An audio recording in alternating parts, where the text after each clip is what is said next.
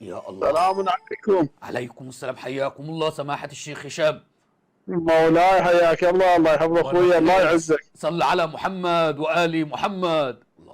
اللهم صل على محمد وآل محمد. أولا استفسار، إن تسمحون لنا. الله يحفظك سيد، الله يعزك. حياك الله. أنا ما أعرفك معذرة. ولا يهمك سماحة السيد. سماحة الشيخ هشام، من أول من نادى بإمامة أمير المؤمنين علي بن أبي طالب سلام الله عليه وقال أنه إمام معصوم؟ يا الله.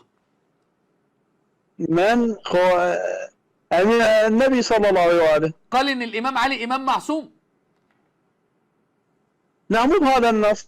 طب لا القرآن قال ولا النبي قال، امال مين اللي قال ان الامام علي امام معصوم سماحة الشيخ هشام؟ افضلكم علي. جميل. اقضاكم علي. واقواكم علي واشجعكم علي، وهيترك زوجته تضرب علي، وهيجر البيع كالجمل المخشوش علي، ويسقط جنينه محسن. ان الله ورسوله والذين امنوا. الذين يكون ما فيهاش اسمة الامام علي وما فيهاش اسم الامام علي. ليه يا سماحة الشيخ هشام؟ بس بالله لا تغلق الخط علي يا شيخ هشام، لعل الله ارسلني اليك الان. ليه عقيدة الامامة هشة ضعيفة جدا عند اخواننا في الانسانية الامامية؟ لا مو هش، لا مو هش، معذرة. هذا نقاش، يعني انت هذا نقاش انت لا ما تريد به الحقيقة. لا اريد الحقيقة معذرة. بالله ما تقفل الخط، اريد الحقيقة. معذرة. ده اول ما حط الرجل للهروب. اريد الحقيقة. انت اثبت لي الان هذه الامامة. ما يوصلنا الى حقيقة. ليش يا شيخ هشام؟ ما يوصلنا حقيقة. انا سعيد ان انا بتكلم معاك، اثبت لي الامامة من القرآن او السنة.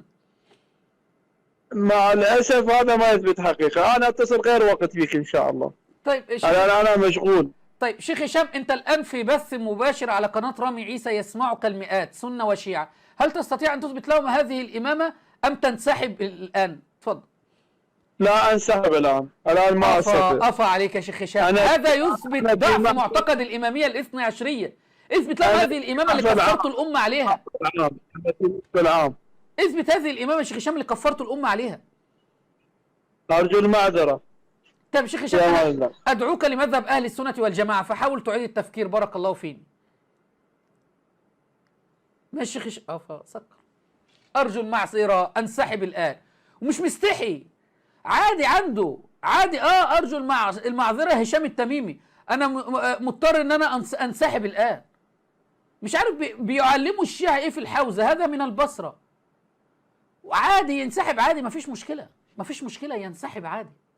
ليه؟ لان الامامه مش موجوده، لان هذه العقيده هشه، هذه العقيده مخالفه للقران والسنه والعقل والمنطق والفطره والاجماع والقياس وكل شيء.